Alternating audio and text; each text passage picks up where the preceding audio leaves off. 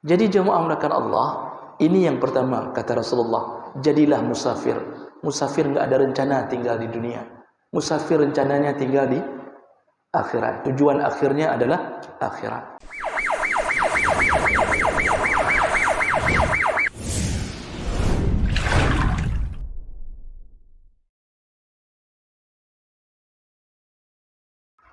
Assalamualaikum warahmatullahi wabarakatuh.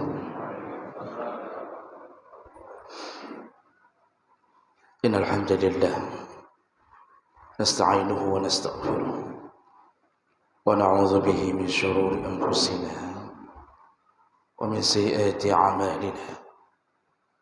Man yahdihillahu fala mudilla lahu wa man yudlil fala hadiya lahu. Asyhadu an la ilaha illallah wahdahu la syarika lahu wa asyhadu anna Muhammadan 'abduhu wa rasuluhul karim. Allahumma salli wa sallim ala nabiyyina wa sayyidina Muhammadin wa ala alihi wa ashabihi ajma'in. Amma ba'd. Rabbi shrah li sadri wa yassir li amri wahlul 'uqdatam min lisani yafqahu qawli.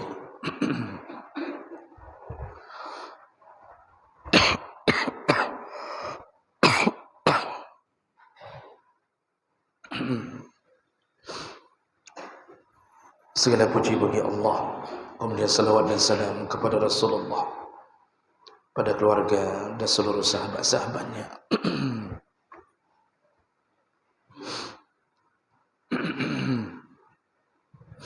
Bapak Ibu jamaah salat subuh yang Allah muliakan insyaallah.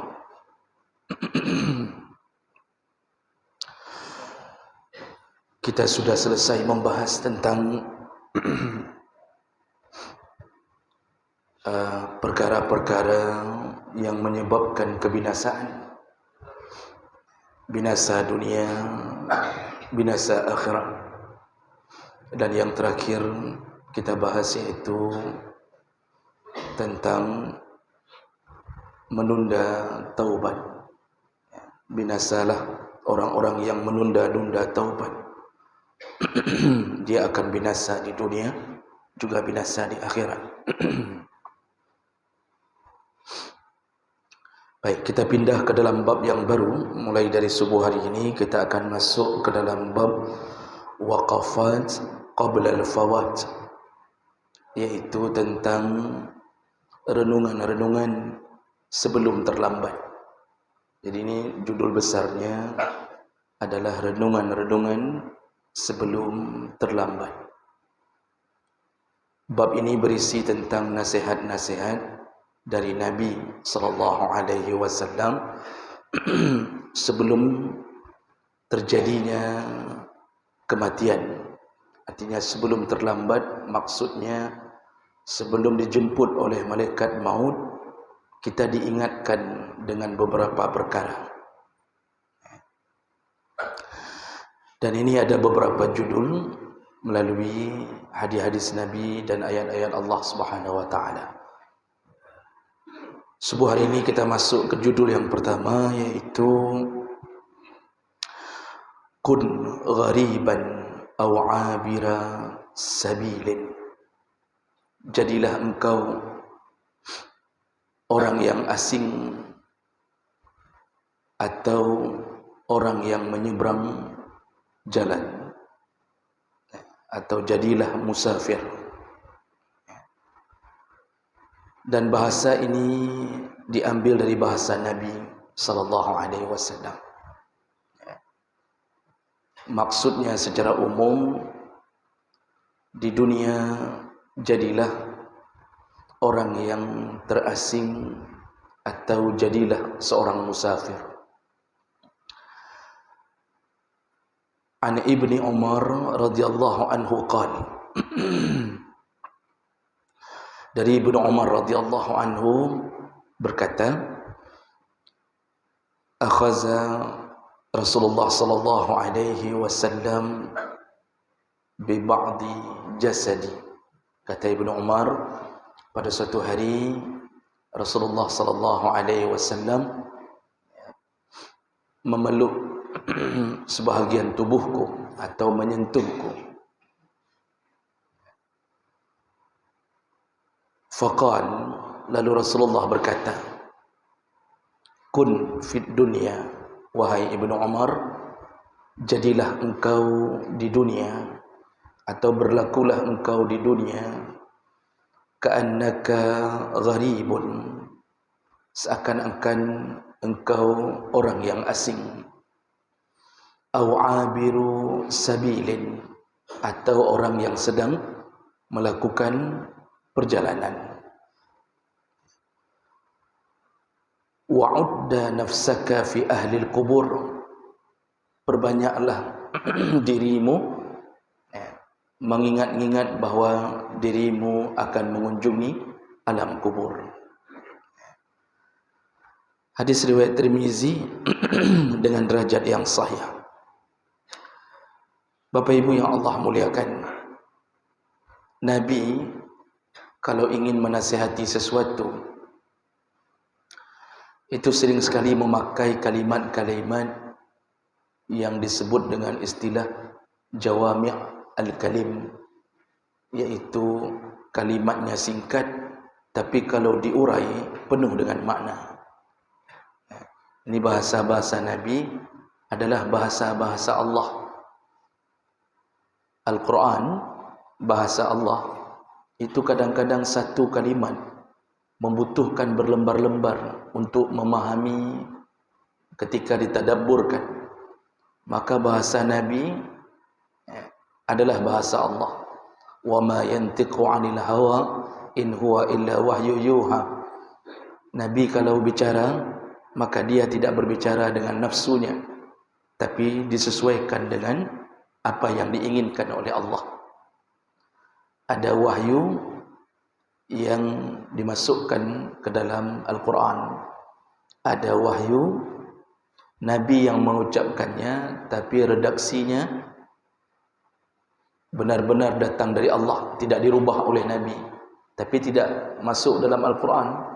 Itu disebut dengan hadis qudsi. Ada wahyu yang dimasukkan ke kepala Nabi, tapi dikeluarkan dengan bahasa Nabi. Nah, ini disebut dengan hadis-hadis atau sunnah-sunnah qauliyah Nabi sallallahu alaihi wasallam. Nah, jemaah melakukan Allah, apa nasihat Nabi kepada kita sebelum kematian datang? Yang pertama, Nabi mengatakan melalui Ibnu Umar, tapi maksudnya untuk kita semuanya, jadilah engkau di dunia atau berlakulah engkau di dunia seperti orang yang terasing, atau seperti orang yang sedang menyeberangi jalan atau sedang menempuh perjalanan. Jemaah melakukan Allah, nasihat Nabi yang pertama, jadilah engkau di dunia seperti orang yang terasing. Maksud terasing di sini, jangan engkau merasa bahwa engkau telah bersahabat dengan dunia. Jadi jangan merasa bahwa engkau memiliki dunia. Karena orang asing selalu merasa bahwa dia tidak punya sahabat, dia tidak punya orang yang menolongnya, dia tidak tahu mengadu kemana. Jadi maksudnya ini hubungannya dengan dunia, bukan dengan hubungan sesama manusia. Anggap dunia itu, anggap kita di dunia bagaikan orang asing. Kita ini jangan jadikan seakan-akan dunia ini menjadi target akhir hidup kita. Kita tidak akan ditolong oleh dunia. Rasulullah sallallahu alaihi wasallam telah memperingatkan berulang-ulang tentang hinanya dunia, hinanya dunia. Kita pernah kabarkan bahwa Rasulullah pernah mengatakan dunia itu ibaratnya ketika Rasulullah memasukkan jari ke dalam satu wadah air, Lalu Rasulullah mengangkat jari telunjuknya dari wadah air tersebut dan turunlah setetes air ke dalam baskom. Kata Rasulullah, bejana ini, air dalam bejana ini adalah akhirat. Dan air yang turun setetes dari jariku, setetes turun dari jariku, itulah dunia. Jadi bayangkan dunia setetes air yang kita duduk hari ini, Pak, bisa rasakan nikmat, kita bisa makan enak, kita makan sesuatu yang baru, minum sesuatu yang diolah, macam-macam minuman muncul. Kita dulu tidak kenal yang namanya sangar, hari ini kita ternyata mengenali sangar. Kemudian muncul sangar BMW, boh manowing. Dulu kita tidak kenal, muncul cappuccino, macam model, Pak, nikmat. Orang yang candu kopi macam model, makanan muncul macam model, entah apa-apa yang dibuat macam roti. Itu nikmat dunia. Tapi ketahuilah, yang kita rasakan nikmat itu hanya setetes air dengan yang Allah sediakan di akhirat. Jadi bisa bayangkan nikmatnya roti dengan roti yang Allah sediakan di akhirat. Itu perbandingan. Orang asing tidak akan merasa memiliki dunia, karena dia di mana-mana lagi hanangan, seperti tidak ada orang yang menolongnya. Dan dipastikan dunia tidak akan menolong kita. Maka maksud Nabi merasa menjadi asolo di dunia. Jangan merasa menjadi asolo isi dalam. Gimana cara ada terjemah? Jangan merasa menjadi pemilik dunia. Jangan merasa menjadi penduduk pribumi di dunia ini. Selalulah fikirkan engkau tidak diperhatikan oleh dunia. Engkau terasing oleh dunia ini. Engkau diasingkan, engkau dihinakan oleh dunia ini. Maka buruk sekali orang yang target hidupnya adalah dunia. Ini nasihat Nabi pertama. Lalu Rasulullah menggunakan kalimat yang kedua, awabiru sabilin. Jadilah engkau di dunia seperti orang yang sedang menempuh perjalanan atau sedang melakukan safar, sedang menjadi musafir.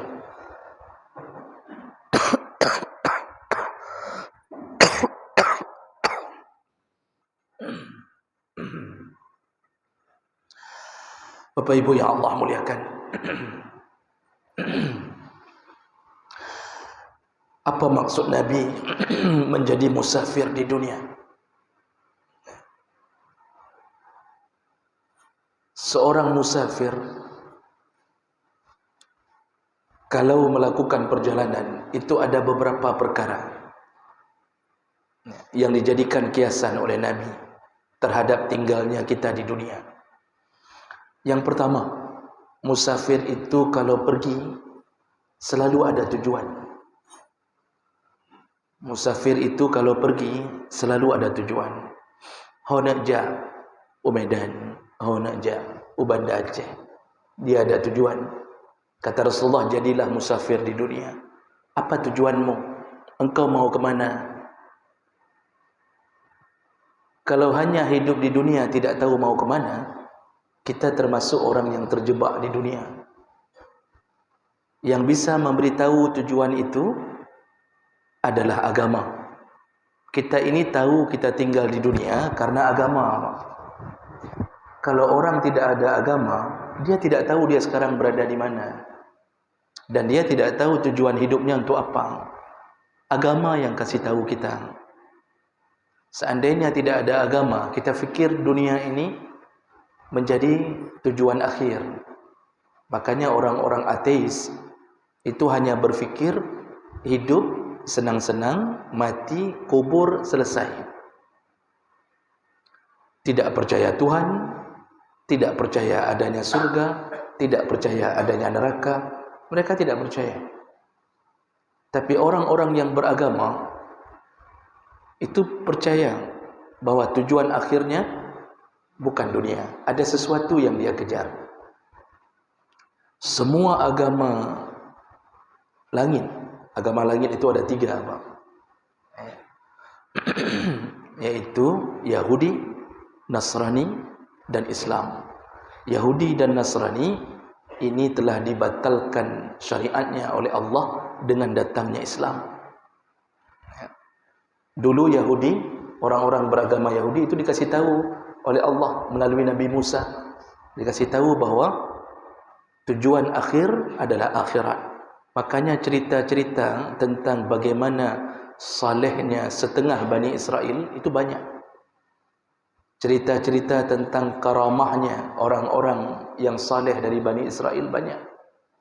Dan mereka banyak diberi keajaiban-keajaiban. Nabi banyak memberitahu tentang keajaiban masa lalu di kalangan Bani Israel. Di antaranya orang Bani Israel itu bagaimana mereka diajarkan oleh Allah. Ada yang saleh masuk terjebak di dalam gua, 3 orang terjebak di dalam gua, tertutup pintu gua dengan batu. Apa yang mereka lakukan di saat tidak bisa dibuka batu itu? Tidak ada yang bisa ditelepon, WA pada waktu itu sinyal enggak dapat. Jadi dia tidak bisa kasih tahu ke siapa-siapa. Terjebak dalam gua. Kepada siapa dia mengadu? Kepada Allah. Melalui apa? Mereka berdoa. 3-tiganya melantunkan doa yang terbaik dari amal mereka. Jadi mereka bertawassul dengan amal. Jadi mereka mengatakan ke Allah, ya Allah, dulu aku pernah berbakti ke orang tuaku begini dan begini. Kalau engkau menganggap amalku baik, maka bukalah pintu ini. Terbuka, Pak. Orang kedua berdoa, ya Allah, dulu aku punya pegawai dan aku lupa membayar gajinya. Lalu ku jadikan gaji itu untuk membeli binatang ternak dan ku pelihara sampai ratusan ekor. Lalu tiba-tiba pegawai itu datang. Setelah dia pergi, dia datang. Jadi lupa dibayar gaji karena tiba-tiba lari ini karyawannya. Lalu dia ternyata mengambil hasil semua dari uang gaji yang kubelikan ternak. Ternak-ternak diambil semuanya untuknya. Padahal aku yang memeliharanya.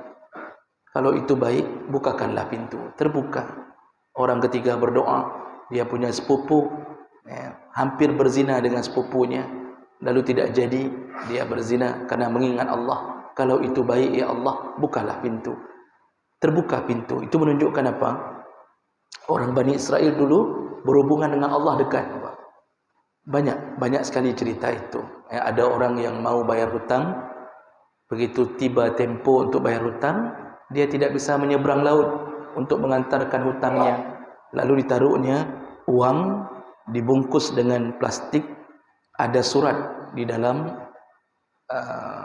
uang tersebut, diletakkan di dalam bambu, di dalam papan yang dilobangi, lalu dialirkan ke laut. Karena hari itu tempo jatuh hutang. Ini Nabi yang cerita, hadis. Jadi dia berniat, dia katakan ke Allah, ya Allah, telah jatuh tempo hutangku untuk bayar hari ini. Jangan sampai aku dianggap orang yang tidak amanah. Sedangkan waktu itu enggak bisa berangkat, angin kencang, enggak bisa dia seberangi laut. Karena orang yang menunggu hutangnya di kampung, di tempat yang harus seberangi laut. Dia alirkan papan itu. Ternyata papan itu sampai ke depan orang yang menunggu. Itu keajaiban. Dan semua mereka melakukannya karena agama. Mereka itu orang-orang yang banyak, Pak. Allah selamatkan Bani Israel ini. Lalu lanjut dengan Nasrani. Nasrani ini diperkenalkan oleh Nabi Isa alaihi salam. Diberi nama Nasrani karena Nabi Isa lahirnya di Nazran. atau Nazaret. Jadi panggilannya lama-lama berubah menjadi Nasran. Maka orang yang mengikuti Nabi Isa disebut Nasraniyun, orang-orang Nazran. Itu diberitahu oleh Nabi Isa, dunia ini, janganlah engkau begini. Namun mereka tersesat. Sebahagian mereka tersesat, menganggap Isa sebagai Tuhan. Islam datang. Islam kemudian memberitahu tentang dunia. Islam kasih tahu. Allah mengatakan dunia itu innamal hayatud dunya mata'. Dunia itu hanya sementara. Dalam ayat yang lain mata'ul ghurur, itu hanya tempat bermain-main. Dunia itu begini, dunia itu begini, kata Allah. Nah, lalu Allah mengatakan mana tujuan kita sebenarnya? Wal akhiratu khairu wa abqa. Akhirat itu lebih baik dan lebih kekal. Dalam ayat yang lain, akhirat itu adalah darul qarar. Itu tempat yang abadi, tempat kita tinggal selama-lama. Dalam ayat yang lain Allah katakan wabtaghi fima ataqallaha ad-daral akhirah. Carilah seluruh kehidupanmu untuk akhirat. Baru disebutkan sedikit wala tansa nasibaka minad dunya. Jangan lupakan juga hidupmu di dunia. Jadi disuruh cari akhirat. Dunia jangan lupa. Sama kayak kita menasihati anak mau menuntut ilmu, itu belajar baik-baik ya anak. Jangan batat-batat. Pokoknya kamu harus jadi orang alim. Nanti sekali-sekali main bola boleh. Sekali-sekali main bola boleh. Itulah nasihat Allah. Jangan lupa dunia. Maksudnya ya kalau dibuka lowongan PNS daftar juga. Ini maksudnya. Baik terfikir ke akhirat sehingga PNS nak ikut. Di musalla terus-terusan salah juga. Buka kedai, buka juga kata Allah untuk hidupmu agar engkau hidup di dunia dengan aman, nyaman, isteri tidak minta cerai. Karena kalau kedai enggak buka-buka, bukan bangkrut saja, Pak, isteri minta cerai. Sekarang ada yang sudah keluar dari tempat maksiat saja isteri minta cerai. Ada yang taubat, hijrah, keluar dari bank konvensional. Isteri pertama mengatakan hana pupu terbit laju demi Allah. Begitu 6 bulan enggak ada gaji, minta cerai. Ini isteri dunia. Isteri dunia. Jadi jemaah melakukan Allah, orang musafir tahu tujuan hidupnya kemana. Kita ini mau kemana? Kita ini menuju ke kampung halaman kita, tempat lahirnya nenek kita, yaitu Adam dan Hawa. Itulah tempat kita kembali. Dan Allah telah mengatakan wa ilaina raji'un. Kepada kamilah engkau kembali. Berulang-ulang Allah katakan, berulang-ulang. Engkau kembali kata Allah. Nah, kembali itulah akhirat. Maka orang musafir kalau mau pergi dia tahu tujuannya kemana. Dan tidak ada musafir yang berencana menetap di kampung orang. Kalaupun dia punya pekerjaan di sana, tetap pikirannya adalah kampung halamannya, tempat dia lahir. Dia sudah ke Malaysia, sudah tinggal di Kuching misalnya. Dia tinggal di Seremban, dia tinggal di Kuala Lumpur, kerja hebat, gaji banyak. Pernahkah dia berfikir bahwa inilah kampungku? Tidak. Sudah tinggal di Swedia, tinggal di Kanada, entah di mana-mana tinggal, ujungnya tetap terfikir pulang kampung. Di Tengku Hasan Tiro Mendang, mentontun di Nanggrogo, tetap terfikir pulang kampung. Jadi jemaah melakukan Allah, ini yang pertama kata Rasulullah, jadilah musafir. Musafir enggak ada rencana tinggal di dunia. Musafir rencananya tinggal di akhirat. Tujuan akhirnya adalah akhirat. Jadi ini harus dibenamkan di kepala anak kita, Pak. Karena kita selama ini membenamkan di kepala anak kita, itu tujuan akhir dunia. Sampai tok mati dunia. Dari TK, itu kalau masuk ke TK dunia, itu yang diajarkan di kepala anak kita dunia.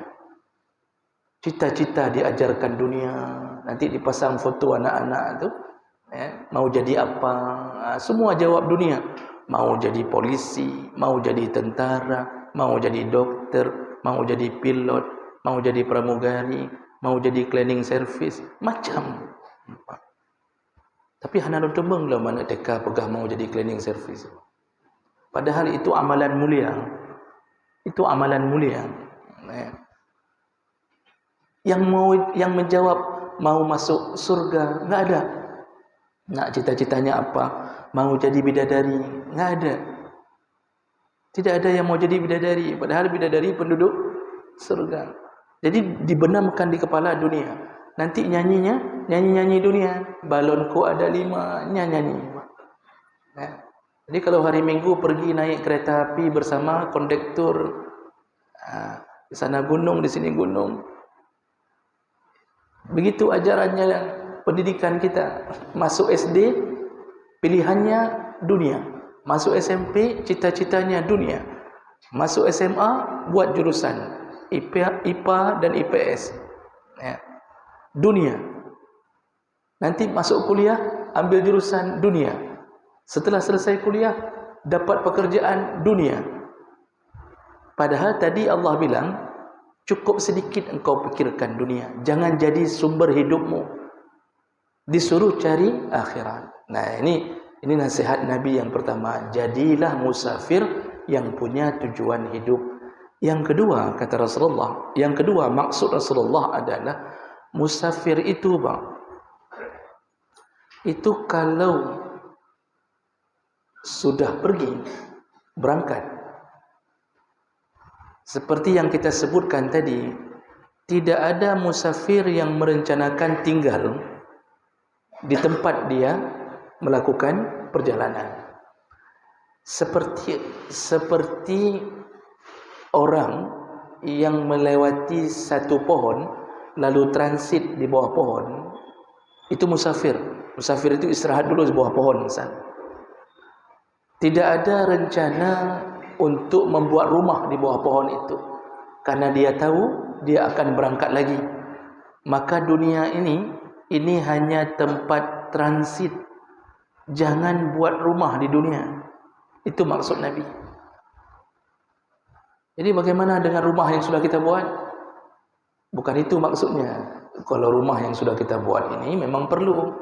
Tapi maksud Nabi, baiknya pedang rumah di dunia, jangan jadikan dunia sebagai tempat engkau menghabiskan segala-galanya. Jangan ada rencana tinggal selama-lama di dunia.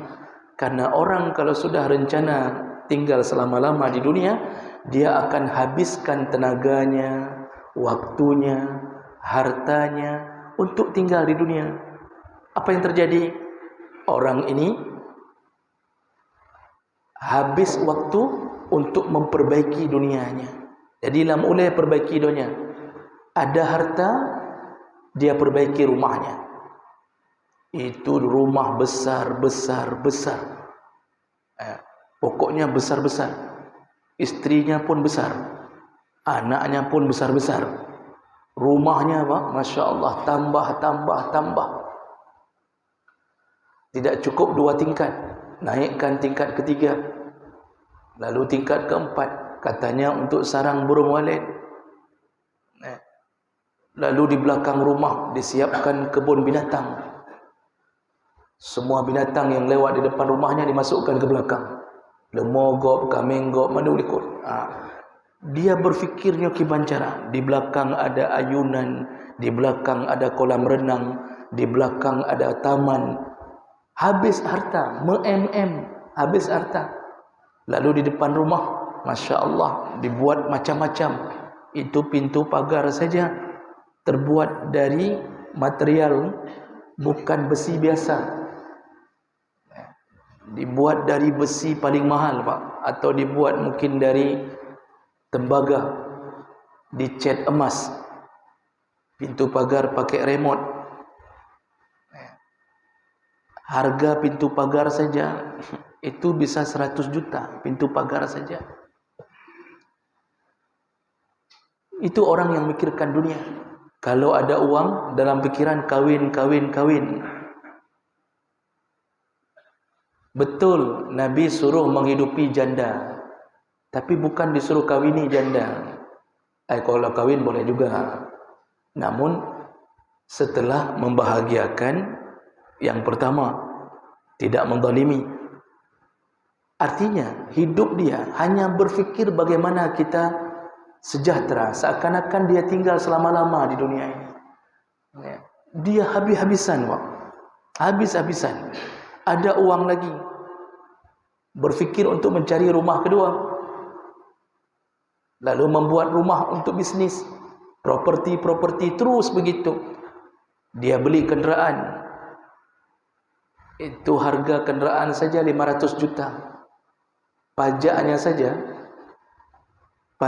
saja itu mencapai belasan juta per tahun. Muak dan bosan dengan mobil ini, ganti mobil lain.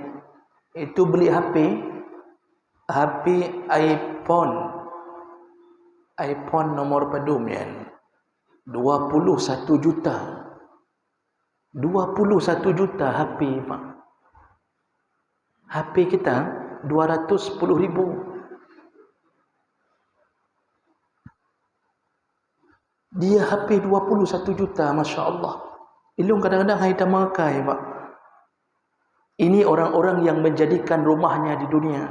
Habis, sang-sang enggak ada lagi kehidupan berikutnya. Seakan-akan enggak hancur rumahnya. Padahal begitu gempa sekali, langsung runtuh semuanya. Begitu kecelakaan, HP-nya hilang. Pencuri ngambil HP dulu, dia tidak selamatkan kita, Pak. HP dulu diambilnya. Ya. Subhanallah, beginilah orang-orang yang tidak punya sifat musafir di dunia. Musafir itu enggak ada rencana buat rumah. Hidup aja dalam dunia, sekedarnya saja. Artinya sudah aman, sudah terlindung dari matahari, sudah terlindung dari hujan. Alhamdulillah, ada garasi sedikit, ada mobil satu, ada 2 motor, satu untuk kita ke kantor, satu lagi untuk isteri belanja. Itu sudah aman, sudah cukup. Yang lain, yang yang lain kemana dibawa? Bawa ke masjid, Pak. Tanya sama masjid kita, ada perlu apa? Yang perlu bantu. Ya. Atau kasih ke masjid, wakaf saya untuk semua gaji orang-orang yang kerja di masjid. Bisa juga wakaf uang. Ya. Kita yang bantu, undang ustaz, yubi pengajian, nyumpat amplop. Menan, biasa je menyokal laganya orang, dia sudah meninggal, tetapi hartanya masih terus menolongnya. Jadi maksud Nabi, jadilah musafir di dunia. Musafir itu pasti rencananya pergi lagi, enggak ada rencana buat rumah di tempat transit. Ini kan tempat transit kita. Maka coba lihat orang kaya, Pak. Mati, begitu mati, apa yang dia bisa bawa dari rumahnya? Enggak ada. Siapa yang tinggal di rumahnya? Anaknya, itu pun berantam-berantam dulu. Ya. Hancur-hancuran dulu dengan harta warisan. Ujung-ujungnya, fikir dipublo rumahnya oleh istri. Dan istri beli rumah baru, tinggal sama suami baru. Kan bangai katanya. Kalau kita kasih ke masjid, kita kasih ke anak yatim, kasih ke fakir miskin, Masya Allah, selama-lama menjadi pembela kita. Makanya Nabi ingatkan, jangan buat rumah di tempat transit, buatlah rumah di akhirat, banyak-banyak bersedekah. Nah, ini maksud Nabi, jangan sampai terlambat. Nah, ini musafir. Kemudian berikutnya, nasihat Nabi berikutnya, kenapa dikatakan dengan kalimat jadilah musafir di dunia? Karena musafir selalu di dalam pikirannya cari uang di negeri orang. Uang itu dia akan bawa pulang ke kampungnya. Kita kerja di Malaysia bertahun-tahun. Coba lihat orang kita, Pak. Ini yang kerja-kerja, yang pernah jadi TKI, TKW atau berangkat sendiri. Itu kerja di Malaysia, contoh paling sederhana. Mereka kumpul uang, Pak. Berapa tahun mereka kerja? 5 tahun, 6 tahun, kumpul uang, dikumpulkannya ringgit. Ringgit itu dibawa pulang ke kampung. Untuk apa? Di sana mulai dibangun rumah sedikit-sedikit. Lalu dia persiapkan untuk menikah. Kalau dia sudah menikah, dia kirimkan ke istrinya. Dia katakan, ini tolong simpan atau bangun terus batu bata sikit. Nanti abang pulang, rumah sudah siap. Jadi kita ini disuruh di dunia untuk mengumpulkan bekal, dan bekal itu bawa pulang ke kampung. Tak ada orang kita yang kerja di luar negeri lalu buat rumah di luar negeri dan tak ada rencana lagi pulang kampung. Tidak ada, Pak. Semua berfikir untuk membawa bekal, pergi dengan modal sedikit, bagaimana pulang dengan modal yang banyak. Makanya Allah yang mengatakannya, wa tazawwadu, kata Allah, fa inna khairaz zada at-taqwa. Berbekallah engkau di dunia karena bekal yang terbaik, dan bekal yang terbaik adalah takwa. Maka disuruh berbekal. Ini masih dikasih umur nih, masih dikasih umur di dunia, berbekallah. Apa itu bekal yang harus dibawa pulang? Bertakwalah. Apa itu takwa? Imtisal awamirillah, taatlah kepada Allah selama di dunia. Lakukanlah salat berjamaah, pergilah haji, bayarlah zakat, puasalah Ramadan, berbekallah dengan melakukan perintah. Lalu kemudian jangan lakukan yang dilarang. Allah larang zina, jangan lakukan. Allah larang makan riba, jangan lakukan. Allah larang menipu, jangan lakukan. Allah larang menghina orang lain, jangan lakukan. Itu takwa. Maka sebaik-baik bekal adalah takwa. Maka selama di dunia kita disuruh berbekal seperti musafir yang mencari bekal untuk pulang kampung. Getanyo perlepeng udip donya, tetapi simpanlah uang itu untuk akhirat lebih banyak, dan kita gunakan badan sebagai modal pulang ke akhirat. Begitu malaikat maut datang, disitulah kita menjadi di antara dua orang, apakah orang yang beruntung atau orang yang menyesali hidup. Yang beruntung yang sudah taat pada Allah, meninggal dalam keadaan husnul khatimah, dan hartanya lebih banyak di akhirat. Dinding masjid milik dia, kipas angin masjid milik dia, keramik masjid milik dia, lantai masjid, permadani masjid milik dia. Pokoknya dia habiskan urusannya untuk akhiratnya. Begitu dia pulang, semua keramik, permadani, kipas angin, lampu, semua semen yang kita beri itu mengalir, Pak, mengalir ke alam kubur kita. Nah, itu orang musafir. Jadi ule musafir gedanya dia tedonyanyo. Ada sebahagian orang, Masya Allah, enggak ada rencana untuk bawa pulang bekal ke kampung. Hidup aja menan.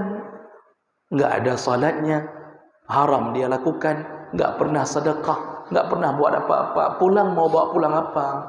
Ini kan sama orang pulang kampung tapi enggak ada oleh-olehnya. Ini ada orang pergi bertahun-tahun, pulang kampung di tangan enggak ada oleh-oleh sedikit pun. Kira-kira istri mengatakan apa? Mentonton dah kerja. Membacu dah nak puas sapu. Bertahun-tahun kamu kerja, enggak ada bawa pulang apa-apa sedikit pun. Begitulah bodohnya orang yang berada di dunia tapi enggak ada bekal untuk pulang. Makanya malaikat nanti juga heran. 60 tahun dikasih waktu sama Allah untuk musafir di dunia, enggak ada engkau bawa pulang sedikit pun. Jadi mati dalam maksiat, mati ditembak sama polisi ketika mengedarkan sabu-sabu, mati setelah minum obat kuat di atas tubuh pelacur, mati dalam pilkada 2024. Ini contoh, Pak. Ini bacut payah begah cik kenan. Mati keduanya, mati murun-run, kampanye. Masya Allah, urusan dunia yang dia cari. Inilah Nabi bahasa singkat mengatakan, jadilah engkau musafir di atas dunia sebelum terlambat. Nah, sebagai penutup, ada satu hadis Nah, ini sebagai penutup kita subuh hari ini, Bapak Ibu. Lihat bagaimana Nabi berlaku waktu beliau hidup.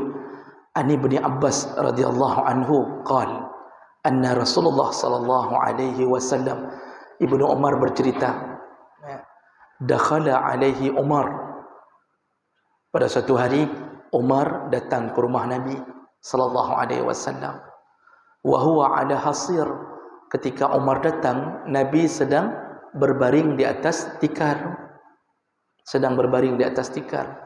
Begitu datang Umar, Nabi bangun. Qad asara fi janbih. Umar melihat tubuh Nabi berbekas tikar. Jadi metipek, bentuk tikar metipek di ruangnya. Berarti Nabi tidur tidak pakai baju.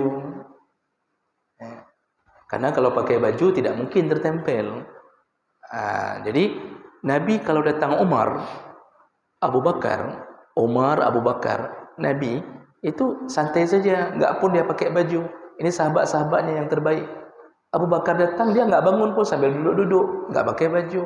Umar begitu juga, kalau dia datang, Nabi enggak dia pun pakai baju dulu, enggak, biasa saja. Ini sahabat terbaik. Kita kan dengan sahabat begitu, Pak.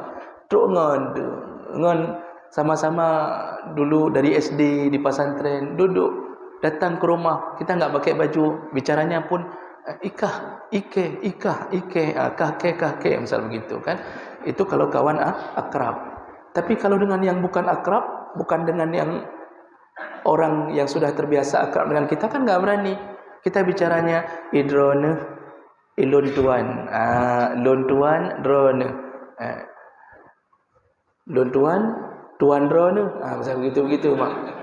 Jadi Nabi biasa saja dengan Abu Bakar, Umar. Tapi kalau datang Utsman bin Affan, dalam hadis, kalau datang Utsman, itu Nabi buru-buru pakai baju dia rapikan, jubahnya dia rapikan. Aisyah tanya, kenapa kalau datang Utsman engkau begitu ya Rasulullah? Ketika ayahku datang, yaitu Abu Bakar, ketika Umar datang, engkau tidak begitu. Kata Rasulullah, Utsman itu orangnya pemalu sekali. Dia tidak berani masuk kalau aku tidak memakai baju. Makanya kita hadapi orang, Pak, itu sesuai dengan orang. Kalau ada orang yang malu sekali, pemalu orangnya, itu jangan hadapi dengan seperti teman akrab kita. Baik, kita lanjut. Jadi Umar melihat bekasan tikar di kulit rusuk Nabi sallallahu alaihi wasallam. Faqala, lalu Umar berkata, "Ya Nabi Allah." Wahai Nabi Allah. Jadi sahabat tetap manggil Rasulullah itu dengan gelar, menunjukkan ta'zimnya mereka, adab mereka. "Law ittakhasta firasyan aw sara min hadha." Ya Rasulullah, kenapa engkau tidak membeli atau membuat kasur? Kenapa enggak buat kasur yang jangan sampailah seluruh badanmu tertempel bekasan tikar, kata Umar. Faqala, lalu Rasulullah berkata kepada Umar, "Wa mali lid-dunya?" Apalah dunia ini bagiku? Kata Rasulullah, apalah dunia ini bagiku? Ma masali wa masalud dunya. Aku ini, permisalanku dengan dunia, kata Rasulullah, illa karakibin sara fi yaumin saif. Permisalanku hadir di dunia yaitu seperti rakib, orang yang sedang naik di atas kenderaan lalu melakukan safar di hari saif, musim panas. Aku ini di dunia seperti orang yang melakukan safar di musim panas. Fastadalla, lalu kemudian dia karena panas sekali berlindung di bawah tahta syajaratin, berlindung di bawah pohon, beristirahat sebentar. Sa'atan minan nahar. Sa'atan minan nahar itu maksudnya beristirahat sejenak, sebentar. Summa raha, lalu dia pergi lagi. Wa tarakaha, dia tinggalkan pohon itu. Rasulullah ingin mengatakan apa? Kita ini di dunia seperti orang istirahat di bawah pohon. Pohon itu dunia. Jangan buat rumah di situ, jangan jadikan pohon itu sebagai tujuan hidup, karena kita akan pergi lagi berangkat ke mana? Ke akhirat. Makanya Nabi enggak mau habis-habisan untuk tempat yang bukan abadi. Nabi disuruh ganti kasur, enggak mau ganti, kata Nabi, siat kau meninggal. Apa dah fikir itu Pak, orang-orang yang punya sifat zuhud di dunia, begitu cara berfikirnya. Istrinya suruh beli neblo parabola ke dia nak miknya sayang tangi. Maka orang yang punya apa parabola, sebentar lagi sudah mati, kamu sudah peot, gigimu sudah tidak ada. Udah fikir hai long nak nonton sinetron, kata si isteri. Dia mau nonton sinetron hidayah, tapi enggak dapat hidayah ni Pak. Dia suruh beli NMAX, suruh beli PCX, suruh beli ini, suruh beli itu. Kalau kita punya sifat zuhud, kita katakan udahlah, pakai aja Astuti itu. Kata kita Astrea 73 Astuti. Suruh pakai Astuti yang tahun 80-an, disuruh pakai sama istri. Begitulah orang yang menghadapi dunia. Jadi kemana bawa uang? Hai long nak sedekah masjid, long sedekahkan yatim. Jadi Bapak Ibu yang Allah muliakan, begitulah Nabi menghadapi dunia. Jangan terlalu habis-habisan Pak. Jangan terlalu habis-habisan sampai harus belau jepara di rumah. Jangan sampai harus ada jepara. Oh, ada uang boleh, banyak boleh. Jangan sampai di tengah ruang tamu harus pakai lampu kristal. Lampu kristal itu cukup di masjid saja. Baik sampo di ruang tamu katanya. Jadi pikirkanlah kita akan meninggalkan semuanya. Berfikirlah untuk pergi ke rumah kita yang abadi, yaitu akhirat. Rumah yang tidak ada kematian, rumah tidak ada kesusahan, tidak ada penderitaan, semua hidup abadi dalam kebahagiaan selama-lama. Mudah-mudahan nasihat Nabi ini bermanfaat untuk kita. Semoga kita jangan terlalu habis-habisan untuk mengejar dunia kita. Baik, ada waktu 5 menit. Silahkan, kalau ada hal yang ingin tanyakan, silahkan Bapak. Pertanyaannya, ketika kita sudah tua sekali, baru teringat ke akhirat. Ini menarik Pak. Dulu kita enggak teringat ke akhirat. Habis ke dunia Pak. Grup ke di, loncat sana, loncat sini. Hidup betul-betul dunia. Begitu sudah tua, rambut sudah memutih, badan sudah tidak sanggup lagi, lutut sudah lemah, perut ada asamnya, kemudian mata sudah kabur, baru teringat ke akhirat. Itu pun gara-gara ikut pengajian di Masjid Kota Belang. Hanya contoh di Kanino Pak, maksudnya tempat lain, Kota Belang lain Pak. Jadi Masya Allah Bapak, terlambatkah kita? Tidak. Allah tetap menunggu kita kapanpun. Cuma kita terlambat menumpuk-numpuk kebaikan. Walaupun begitu, Allah masih sayang. Salah satu tanda sayang Allah, kita tidak dimatikan dalam keadaan sedang bermaksiat, tapi kita dimatikan setelah taubat, walaupun umur kita sudah tua. Lebih bagus taubat di waktu tua daripada tidak pernah memikirkan taubat sampai mati. Jadi yang sudah terjadi hendaknya disesali, taubat. Kemudian kalau ada hubungan dengan manusia yang sifatnya harus dibayar, itu harus bayar. Jangan waktu tua taubat, alhamdulillah long ka taubat, tapi hutang orang enggak bayar. Itu juga tidak diterima oleh Allah. Begitu sudah datang waktunya taubat, selesaikan hubungan dengan manusia. Jadi tidak ada kata terlambat selama nyawa masih Allah titipkan. Segera menuju kepada rahmat Allah Subhanahu wa taala. Baik, kira-kira begitu. Masih ada? Baik. Baik, terakhir 3 menit. Waalaikumsalam warahmatullahi wabarakatuh.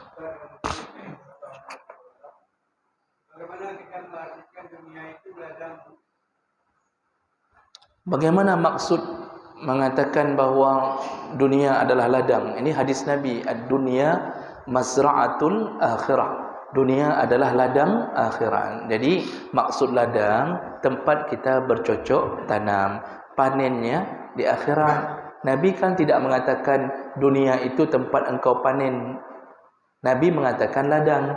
Orang pergi ke ladang untuk bercocok tanam, panen di akhirat. Maka kita yang sedang cocok tanam apa? Ini kaki kita pergi ke masjid, ini cocok tanam. 5 waktu cocok tanam. Kita pergi ke ladang ni sebenarnya ni, ladang akhirat.